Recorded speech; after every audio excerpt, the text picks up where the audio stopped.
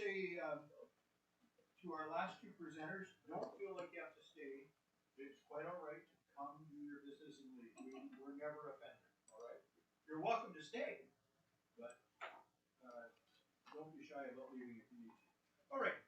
There is one late item for introduction. It will go on the agenda and the report says.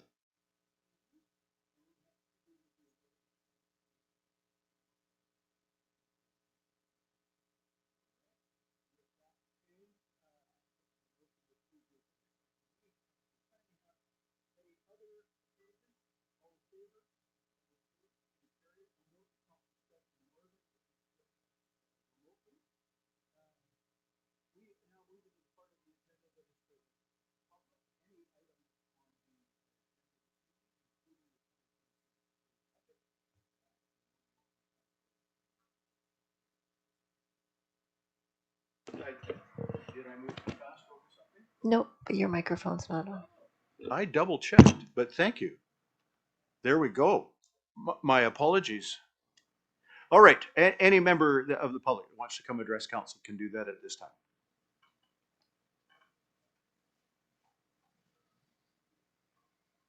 Mr. Saka, it's been a while.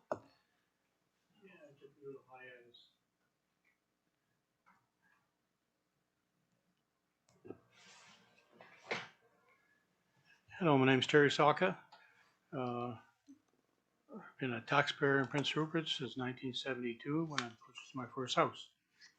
So there's a number of questions that I have with respect to the proposed budget.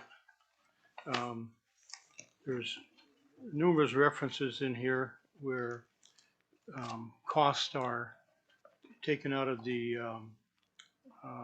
legacy fund.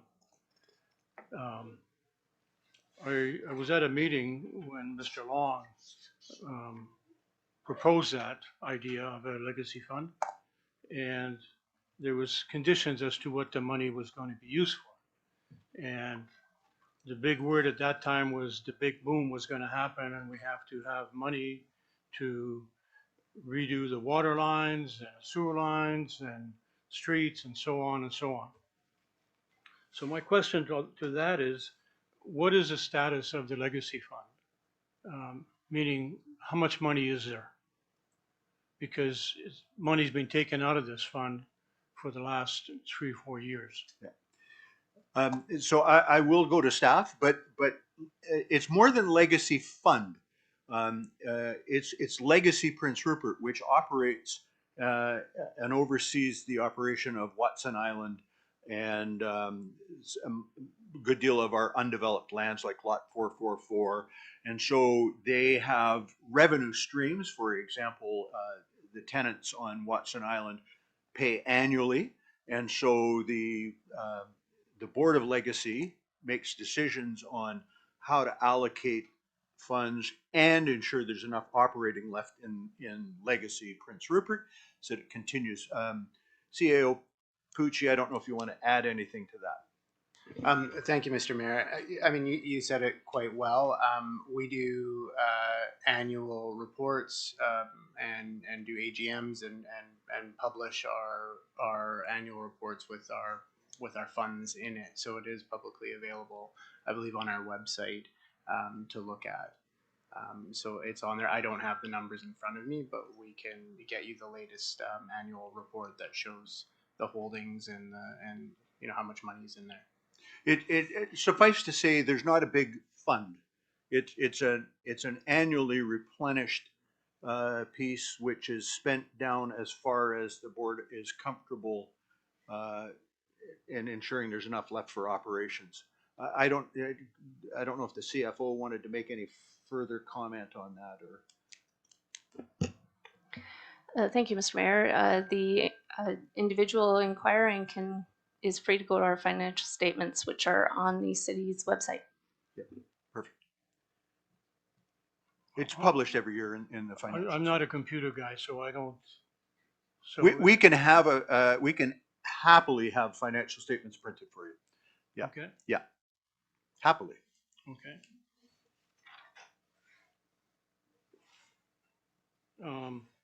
What's the I got some late information today on the cost of utilities that are going up.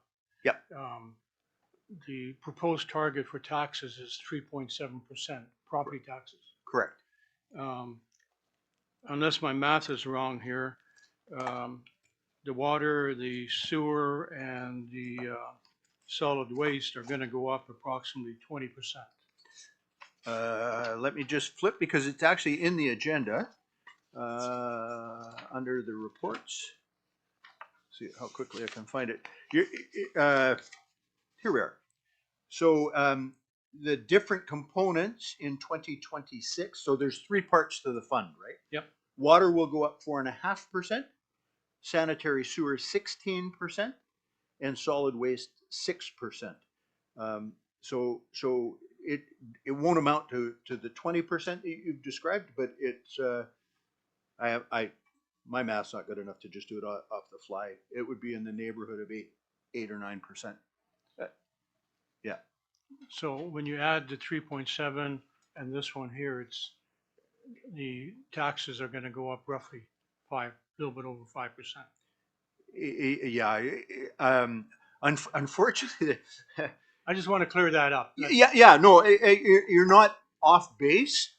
To be accurate is difficult because the fund is the same number for every house, regardless if it's a big expensive house or a small house, and whereas the taxes are based on value, right?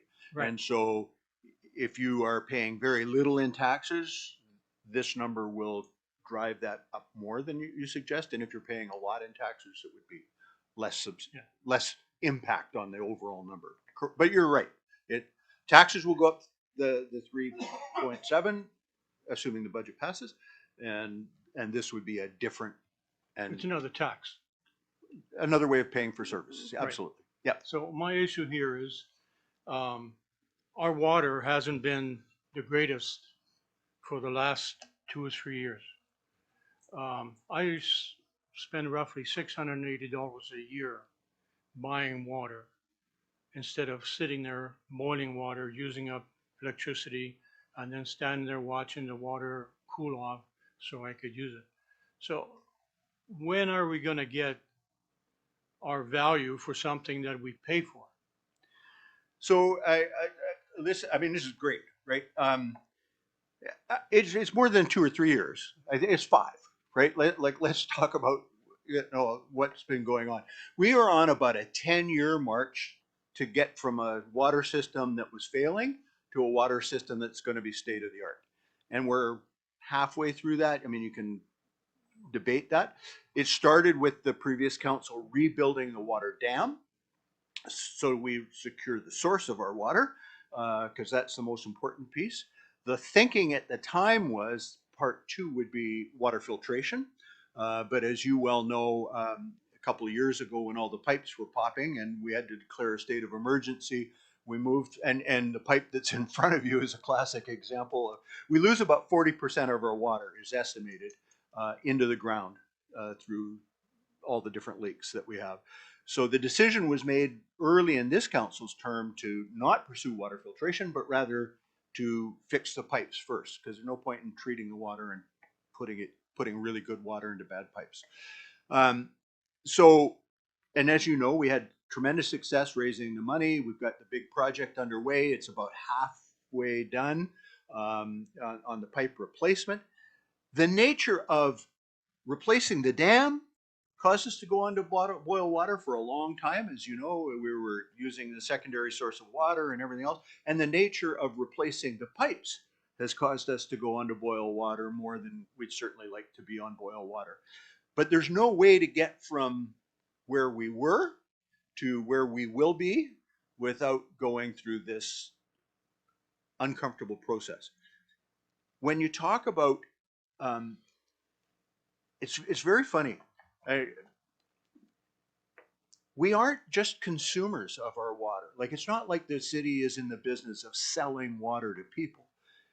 We each own a chunk of that system. That 600 and whatever dollars that you pay annually is from the water side, is your share of replacing the dam, replacing the pipes, saving the money for the water treatment. And so it's not about buying water from the city. It's about your being a shareholder and investing in this ongoing improvement process. You do get a ton of water delivered to you. It flushes your toilet, it washes your cars, you know, it does washes your clothes. It's good for showering. And from time to time, far more than is acceptable, we have to boil it. I get it.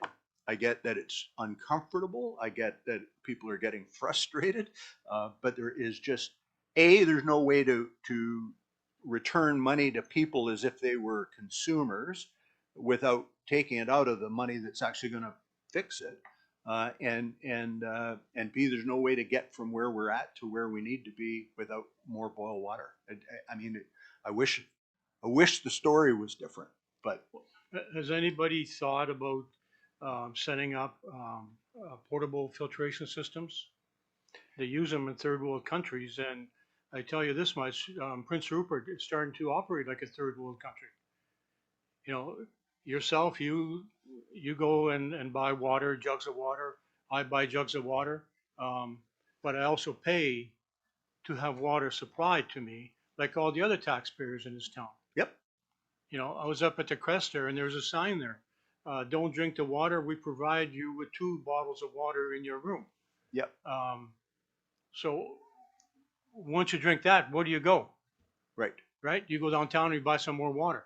right. So it's not a very good tourist promotion where you see a sign like that sitting in a pristine Yep. hotel in Prince Rupert. Yep. Yep. Listen, I don't disagree. I don't know, CAO Pucci, if you wanted to make any further comment.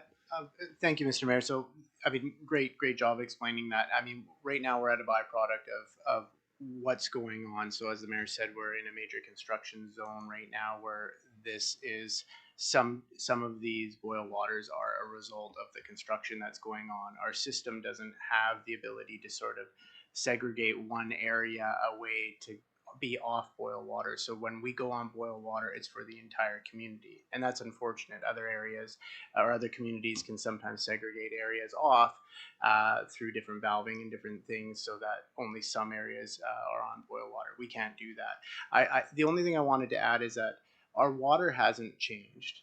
The water that was just impeccable in the 90s and was coveted by the province in the 80s and 90s, it's still the same water. It's coming from the same Right. source.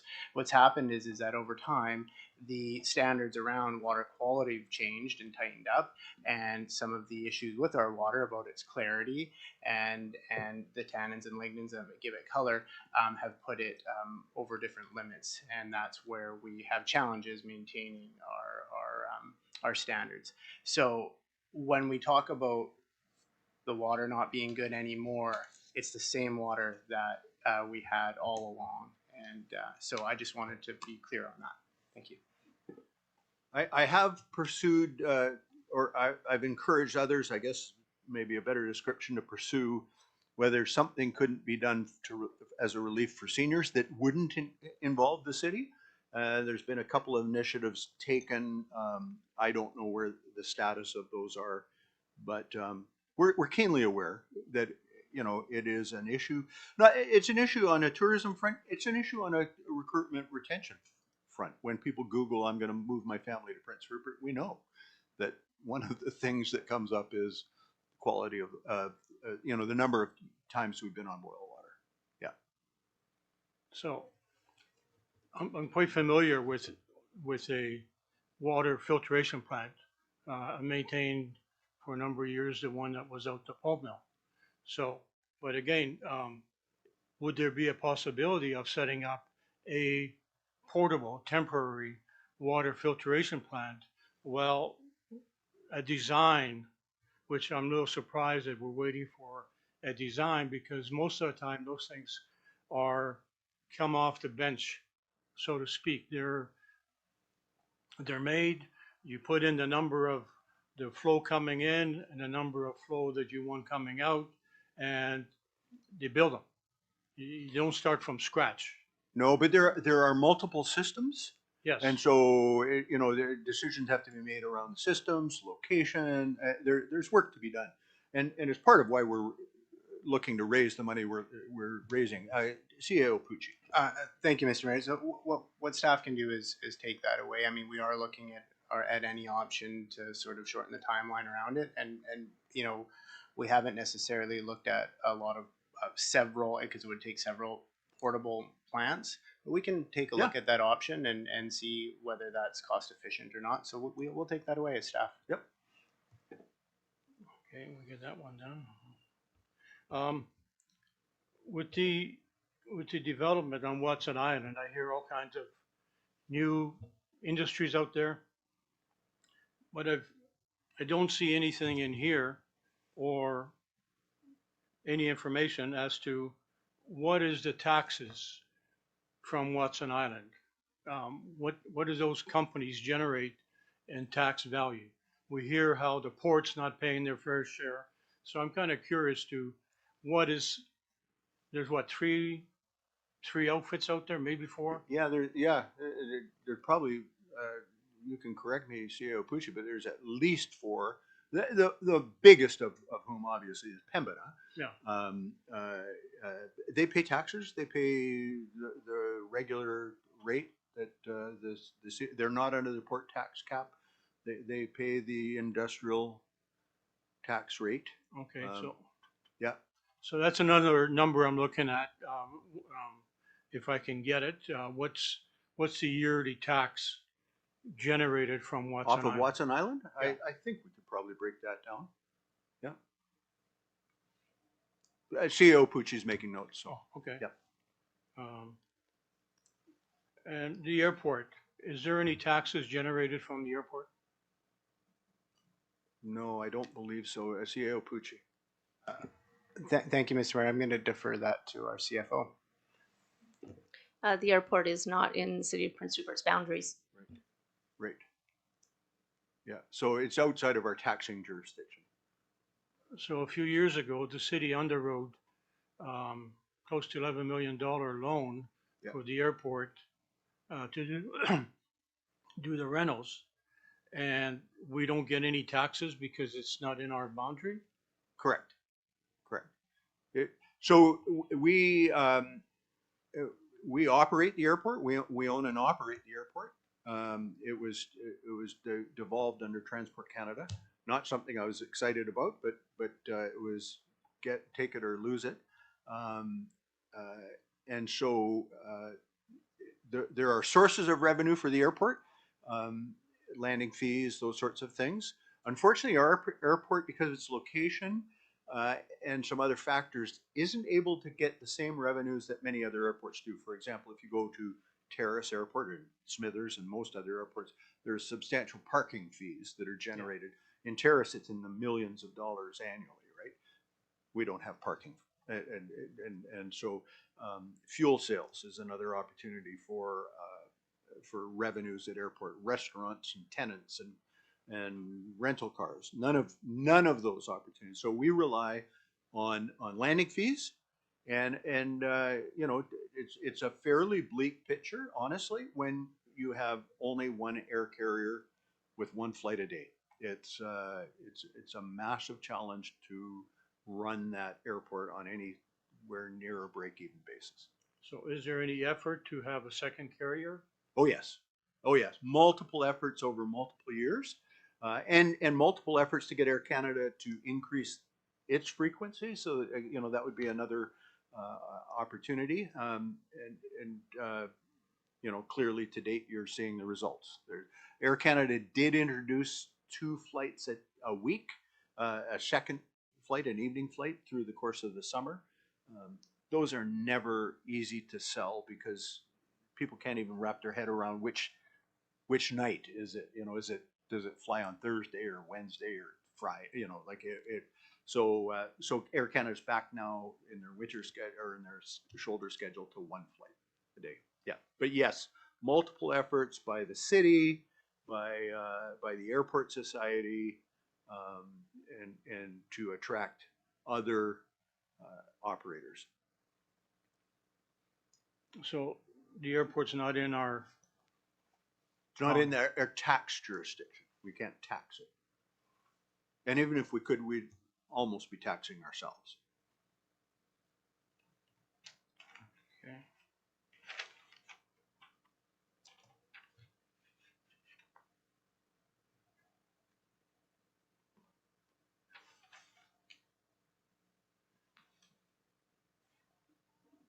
The question I have is, what's the status of the McCarthy project?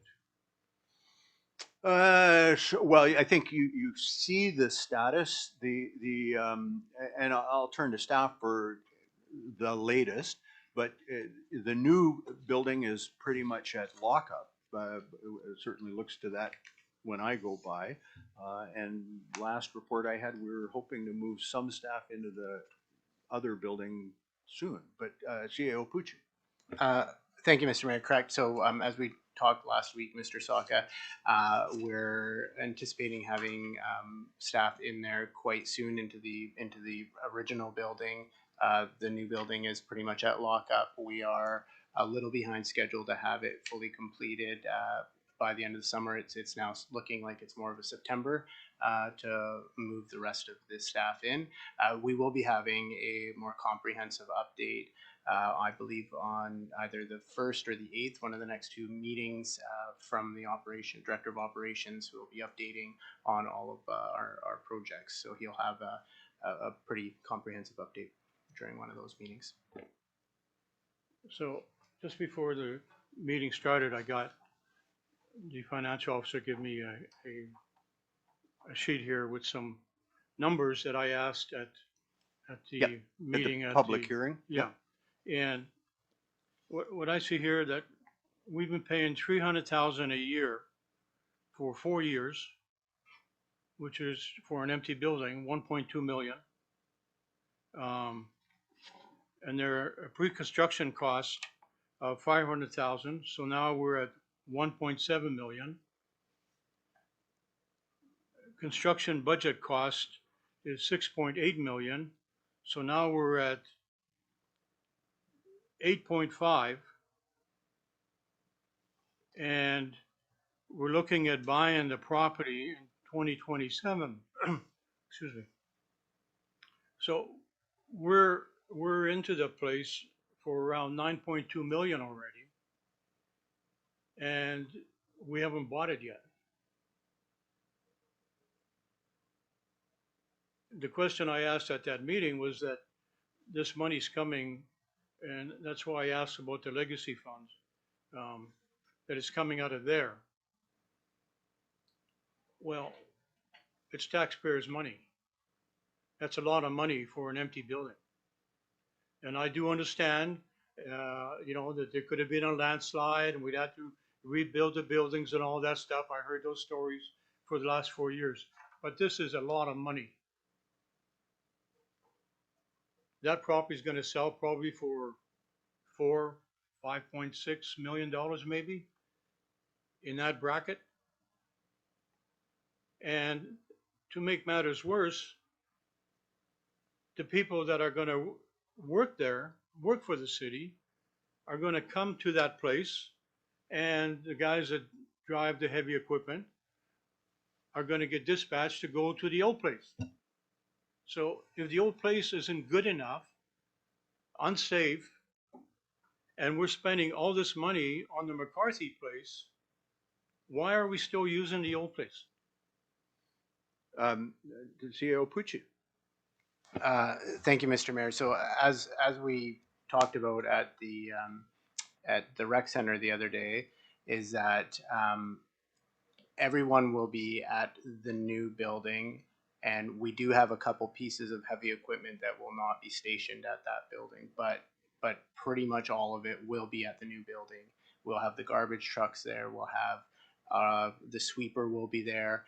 The only things that won't be are our heavy dump trucks and our big Volvo and our big piece of equipment. So when those are going to be used, yes, we will have to dispatch a couple people to go and pick up those equipment. They can be parked in a certain area and be maintained. The reason why we're keeping that other site active is because it's going to be the material handling area. That's where we'll keep all of our gravel supplies, our pipe, our sand shed, all of that. So it is not going to have the same sort of occupancy that it has now. It will have equipment storage and pipe storage and sand storage and things like that. So we will be keeping it, but it won't be where our public works will be stationed all the time. And the other, sorry, the other comment I'll make just in regards to your comments is the purchase price of the building, which you speculate about, and that's fair. It was negotiated at the time the lease was signed. So it was a lease with a period of time and an agreement Yeah. to purchase at a Yeah. fixed price, whatever that price was negotiated. Based back. on the value in 2021. Right. According Right. to the information that I got. Right. Yeah. Right. So, Yeah. you know, Yeah. I'm looking, Listen, I feel like I'm more free to talk about it than some because I wasn't here when the decisions were made to buy the building, and I kind of sum it up like this: that all the right decisions I believe were made. There's been a couple of challenges around execution that the public is right to sort of look and say, how come it's taken you so long to get from A to B? One of those was COVID.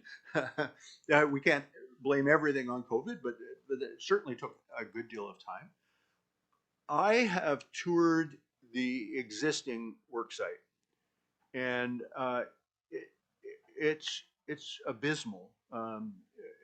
It is, as an employer, I'm embarrassed that we have asked our people to go to work, and I'm thankful that they go back to work every day to service the community out of.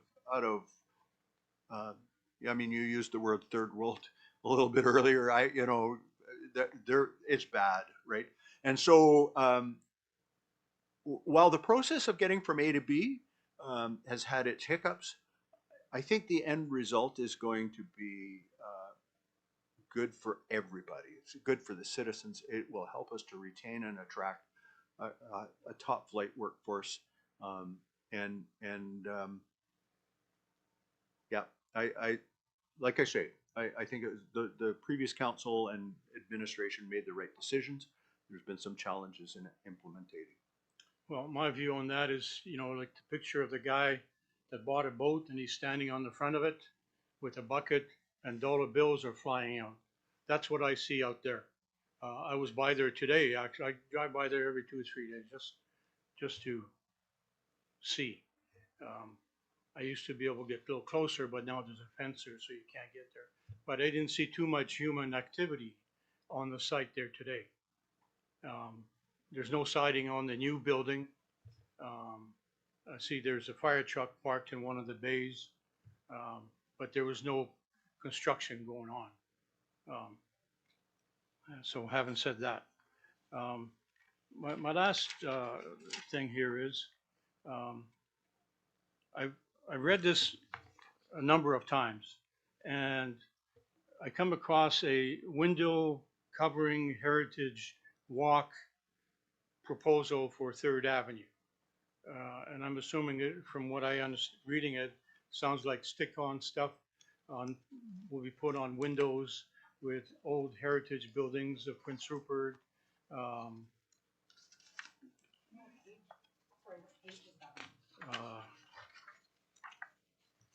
I had it marked. I wonder if staff can help point us. I've got the document here, but I'm familiar with the thing, but I'm just not hitting it. Right. Oh, no.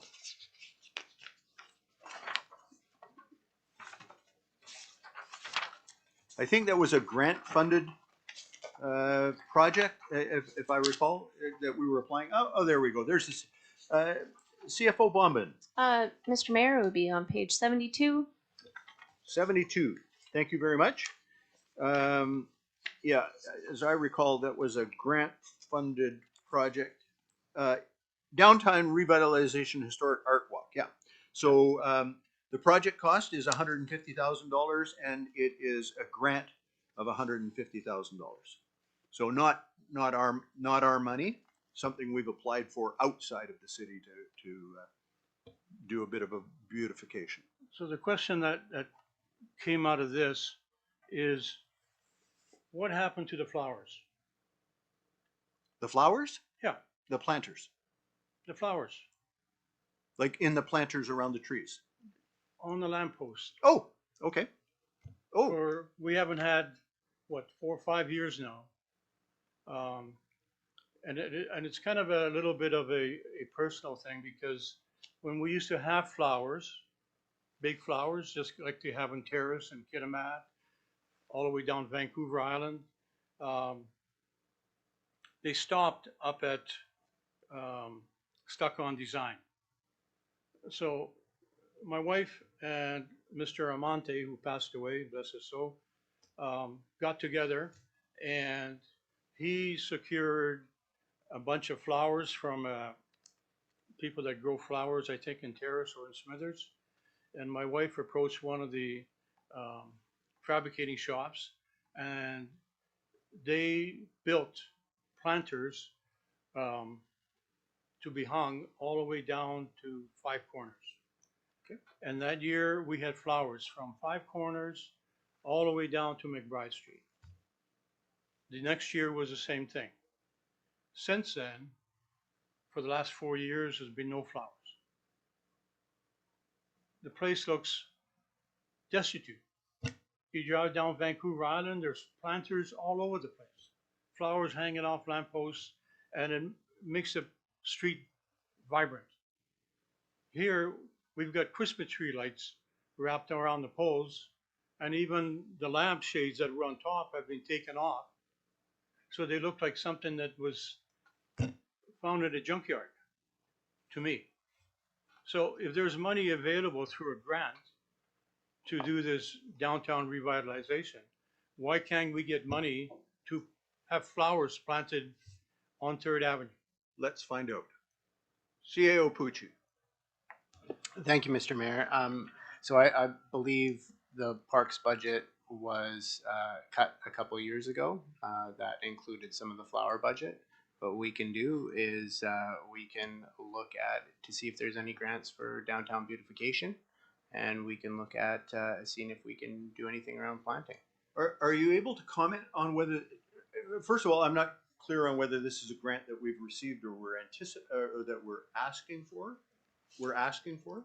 Okay, I'm getting a nodding head. Okay. So we don't even have the grant at this point in time. Correct, So the yeah. project wouldn't proceed if the grant doesn't come through. No. Are we able to determine whether that grant could be repurposed, or is it towards flowers, or is it very specific to the kind of I project? believe if we put an application forward for If we don't have an answer right Yeah. away, we can get back to that. yeah, I think I'd prefer that. What we can do is we can take a look at what grant has been submitted and take a look if Okay. it is flexible, and then also we can look at other grants. Perfect. For downtown beautification. Thank you.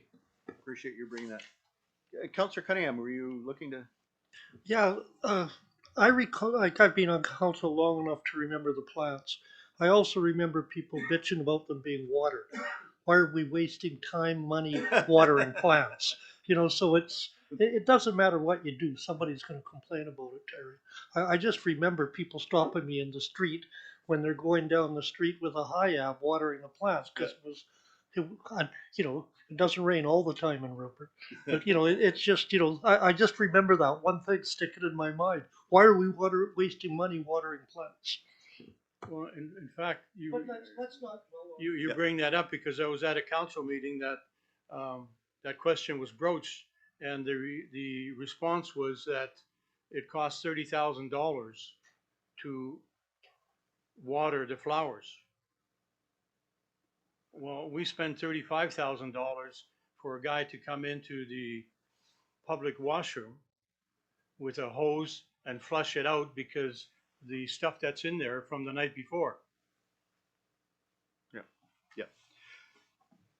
Mr. Saka, thank you for your questions. You're welcome. All right, is there any other member of public that would like to approach council about anything that's on the agenda, including the budget?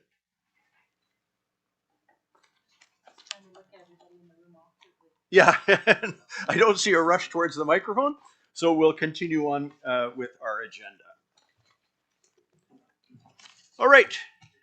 There are a number of items on the consent agenda. There are 3 sets of minutes, minutes for the special meeting to close on November the 10th, a minute of the public hearing meeting of November the 10th, and minutes of the regular meeting of November the 10th. There's a report for receipt, which is simply the 2026 council calendar. Encourage council to have a look at that. If there's anything there that you want to change, you should bring that forward over the next week or so.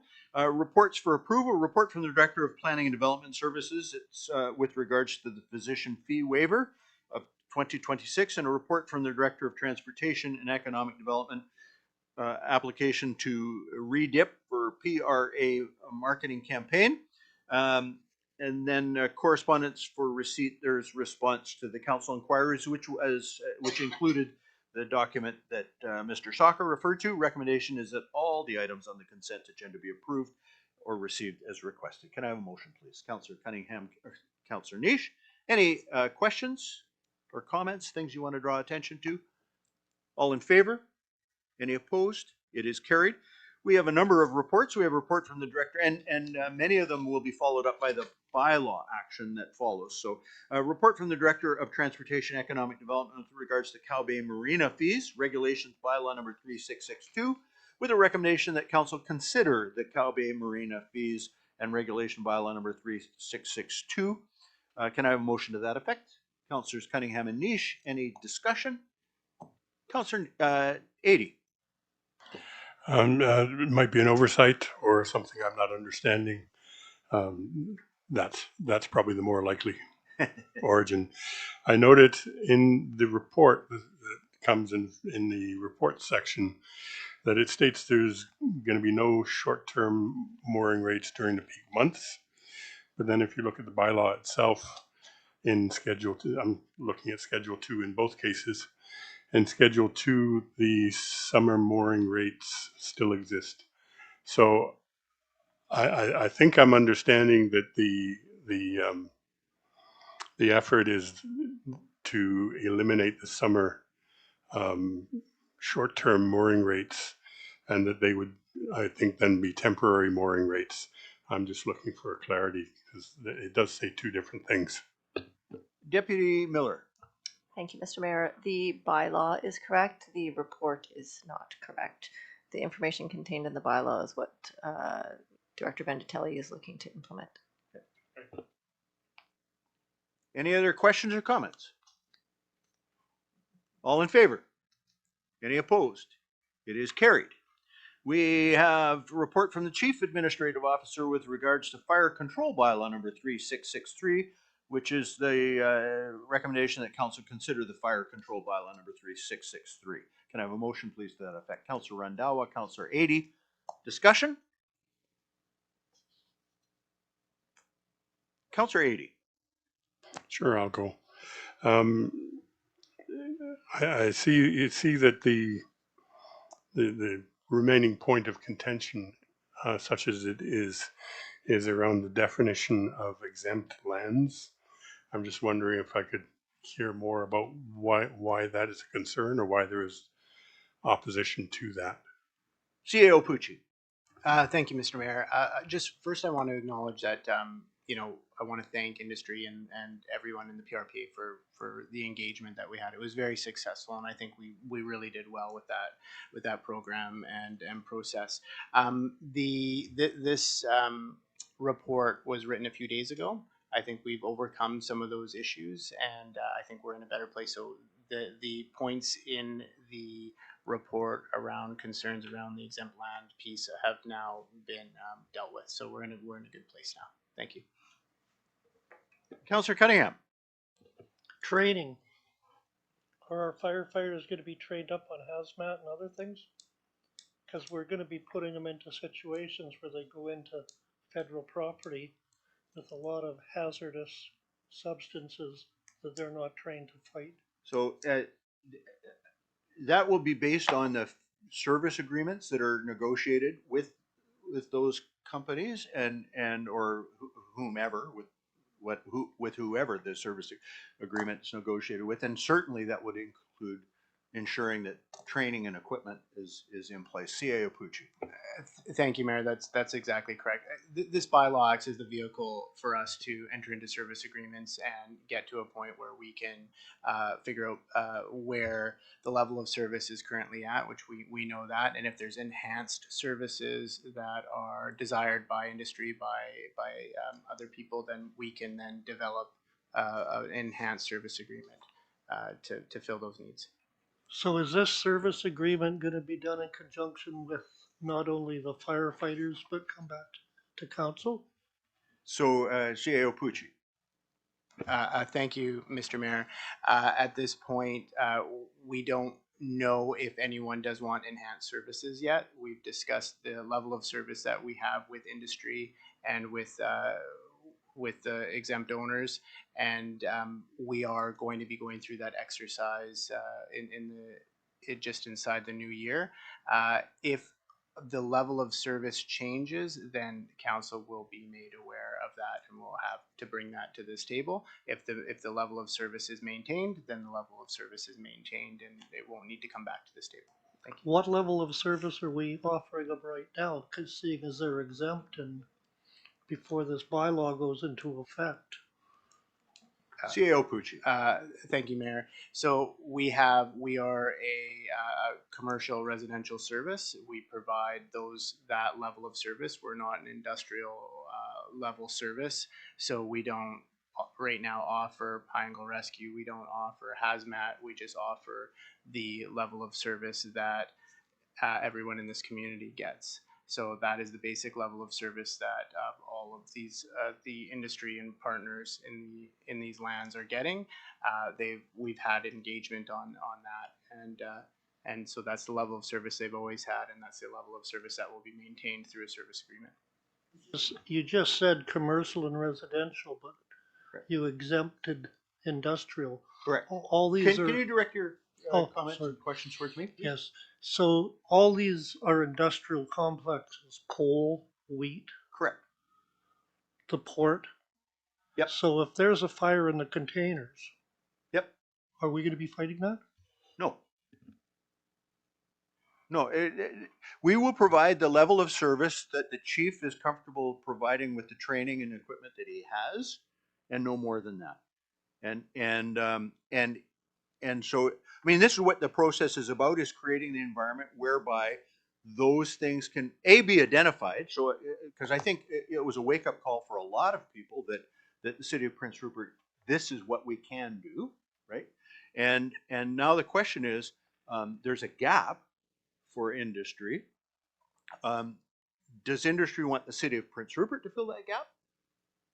If so, then there'll be some cost to that, and we'll work cooperatively together to figure out how that training and whatever works.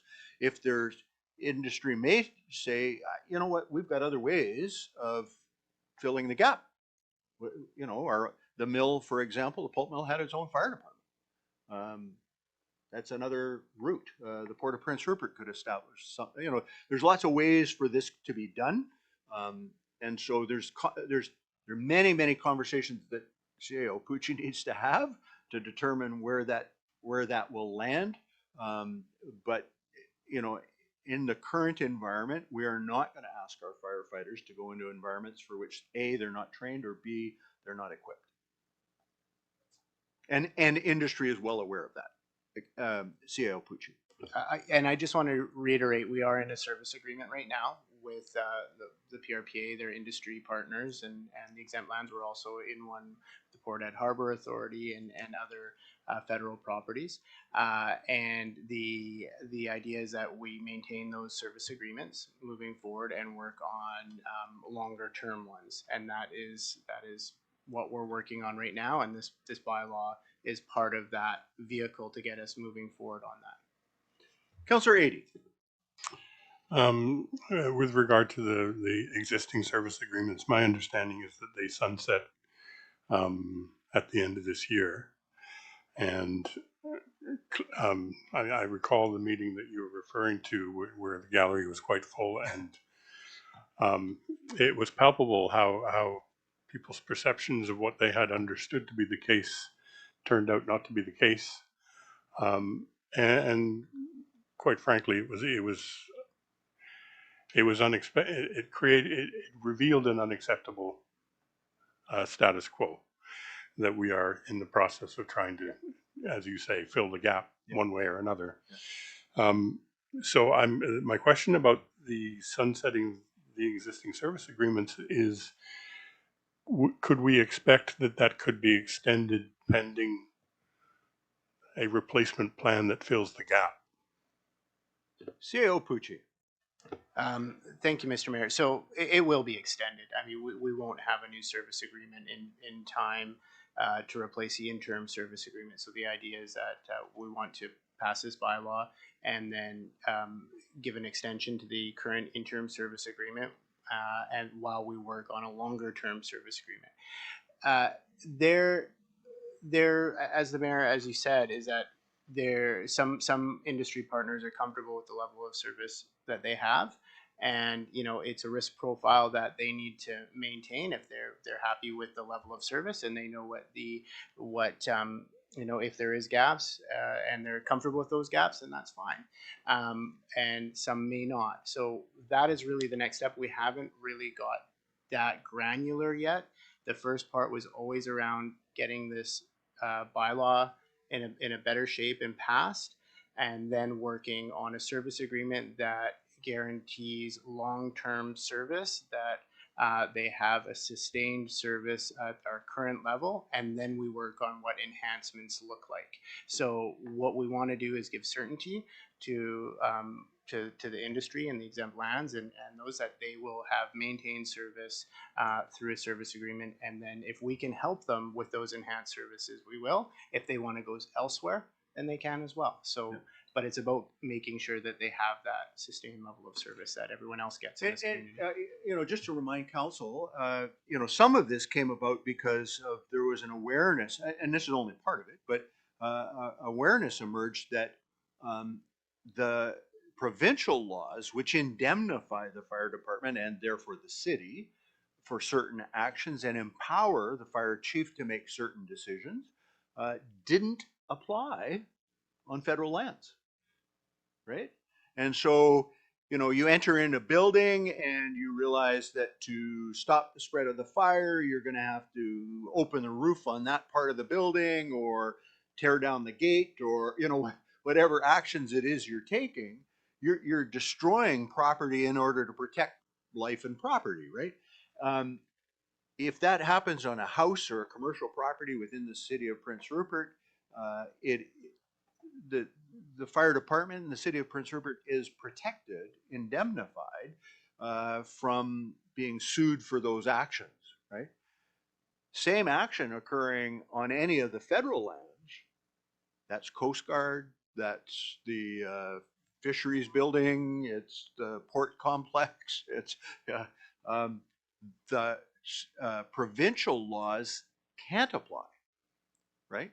And so this is why it became incredibly important that everybody came to an understanding of what that implies, and B, service agreements get entered into where people say, hey, we'll indemnify you if you come in. We'd like you to come. Please come, right? And so that's what the service agreements are about. In some ways, it's also about enhanced service. But and I need to compliment CEO Pucci. He invested a ton of time into making sure that each and every one of the affected property owners or tenants, rather, be it Coast Guard, fisheries, or port complex or whatever, there was a lot of time spent to make sure that people understood what was going on and what the intention of the city is. And you served us well, CEO Pucci. Thank you. Any other questions around the bylaw? All in favor? Any opposed? It is carried. We move on to a report from planning. It's an official community plan bylaw number 3666.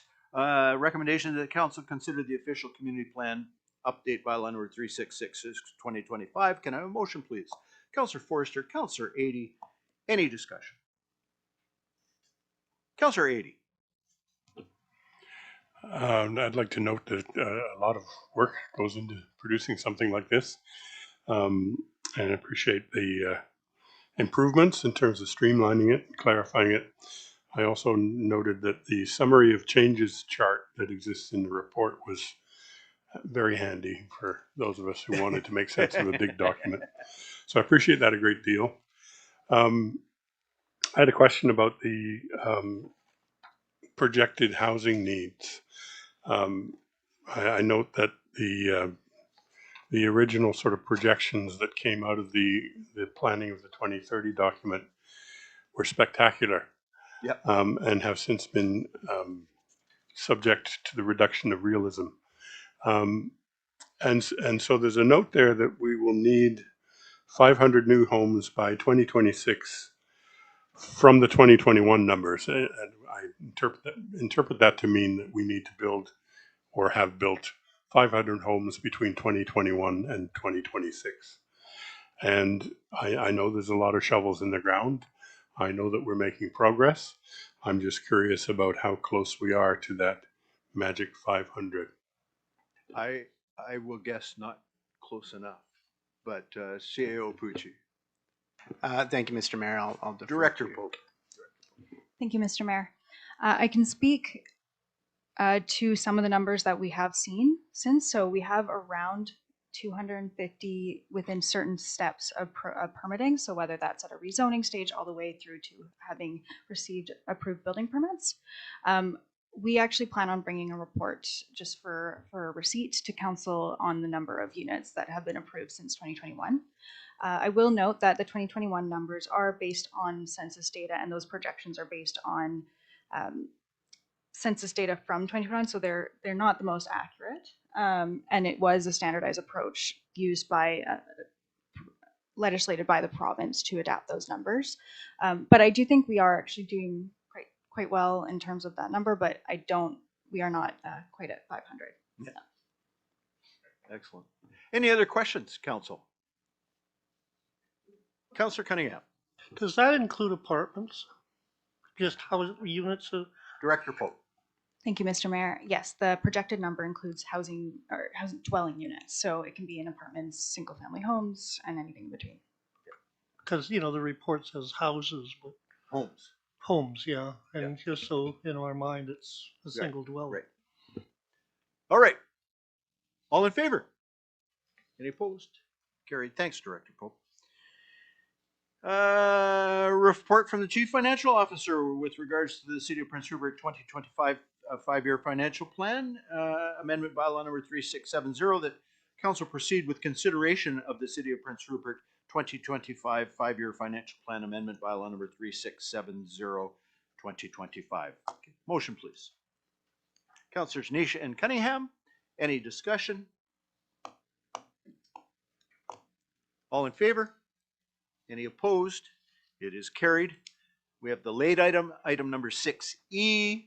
It is with regards to the landfill leachate treatment improvements. The recommendation is that Council award RFQ 25-LF001 for landfill leachate treatment improvement early works to Broadwater Industries in the amount of $698,648 and authorize staff to proceed. Can I have a motion, please? Councillor Randhawa, Councillor Adey, any discussion? Councillor Niche. Not so much discussion as far as this particular project, but I just would like to kind of bring it up again. I have brought up in the past that when approving these projects, it would be nice to see on the reports all of the people that had bid on the job, because that's how we used to get the reports, was that every time it would show every bidder on the job and the price. So I would just like to bring that up as for next time. Yep. Okay. Thank you. Councillor Cunningham. Will this make it easier for disposal companies to put liquid waste into the pond now with this compliance on site? Director Schmidt. Thank you, Mr. Mayor. This is just the early works right now in preparation to put the mobile treatment unit on site. So at this time, it will not make it easier for disposal companies. But is it a step towards that? It's a step in the right direction at this time. Thank you. Any other questions? All in favor? Any opposed? It is carried. Right, we now move on to bylaws. City of Prince Rupert 2025 5-year financial plan amendment bylaw number 3670.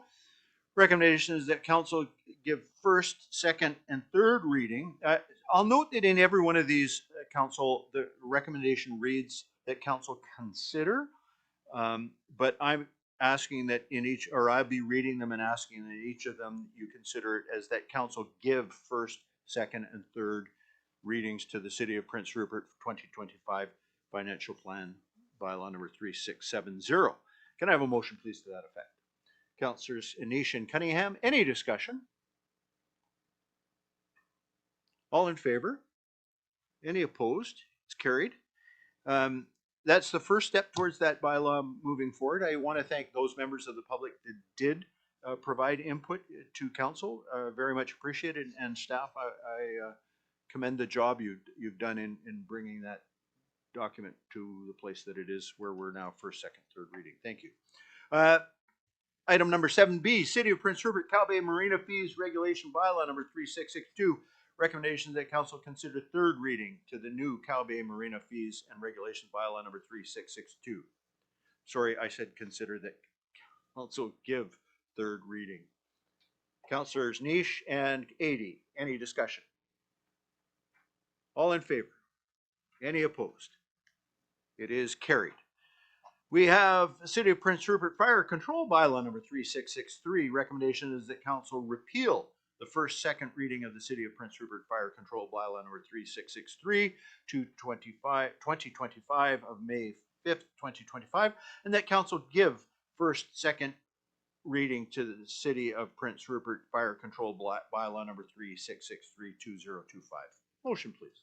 Councillors Forrester and Randawa, any discussion? All in favor? Any opposed?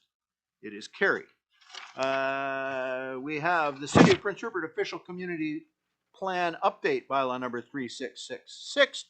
Recommendation is that council give first and second reading to the City of Prince Rupert Official Community Plan Amendment Bylaw number 3666, and that council consider the official community plan amendment in conjunction with the city's financial plan and a waste management plan under Part 3 of the Environmental Management Act that is applicable in the municipality, and that council proceed to public hearing. Motion, please. Councillors Cunningham and Anish, any discussion? All in favor? Any opposed? It is carried. We now move to council roundtable, but I want to start it off by acknowledging the passing of John Helene. Since we gathered last, John passed, and his life was celebrated a week ago tonight.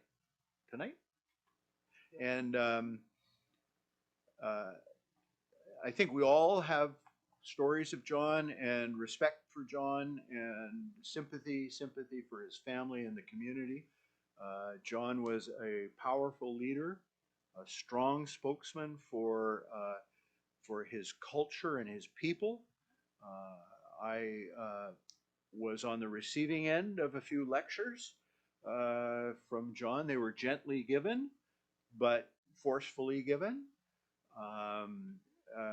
I consider him to be a friend, and it's a loss not only to Lac Aux Lambs, but we know how intertwined Lac Aux Lambs and Prince Rupert is. It's a loss for Prince Rupert, and so I know all of council joins me in expressing great sympathy to the family. With that, council, any of your comments on anything that you want to speak about? Councillor Cunningham. We've already discussed it, but again, I'd like to bring it up because it came up at our RD meeting, and I was quite surprised. The priority of sanding and plowing the road from the highway down to the industrial site. It was brought up by another director. It surprised me. It was. But last year, evidently, two semis jackknifed on that hill and basically shut the industrial site down. And if, for those less familiar, because we've eliminated that road in replacing the pipe, the other access, that hill out of the industrial site is now the only way in and out of the industrial site. And so I see CAO Pucci making notes. Yeah, it's pretty imperative because once that's blocked off, first responders no one can get down. Right. So it's something I think we should really put a high priority on. Right. Any other comments or questions from council? Councilor Rundawa. Thank you, Mr. Mayor. Yeah, few weeks ago, or maybe last week, I think we replaced the sidewalk in front of City Hall. Yep. So getting lots of good feedback from people. They're living all whole life there. Some people. Yep. They said this is the fastest project happen in 3 days.